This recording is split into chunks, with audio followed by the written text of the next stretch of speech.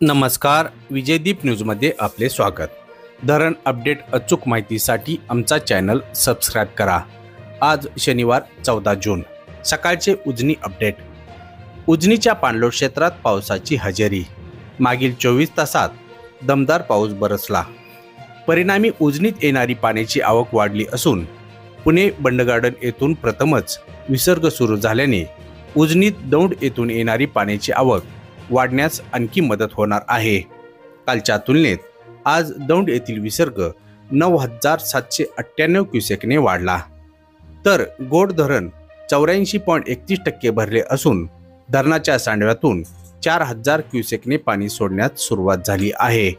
हे पाणी थेट उजनीत येत असल्याने उजनीचा पाणीसाठा झपाट्याने वाढण्यास मदत होणार असून उजनीची वाटचाल 50%च्या घराकडे सुरू झाली आहे।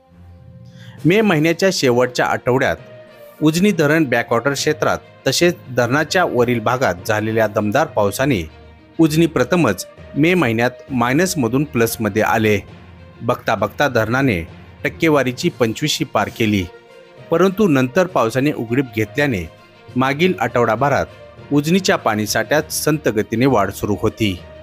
दरम्यान पुन्हा एकदा पाऊस सुरू झाल्याने उजनीच्या पाणीसाठ्यात झपाट्याने वाढ होणार असून मागील 24 तासात धरणात जवळपास 1.25 TMCने पाणी वाढले, तर उजनीची वाटचाल टक्केवारीच्या अर्धशतकाकडे सुरू आहे।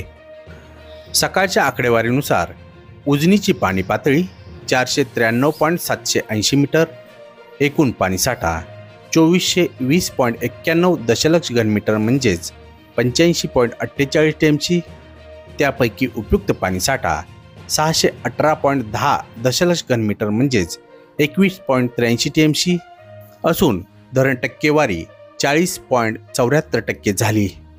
पुणे बंडगार्डन विसर्ग 9,720 क्युसेक असून दौंड येथून उजनीत प्रत्यक्षात 15,682 क्युसेकने पाणी मिसळत आहे।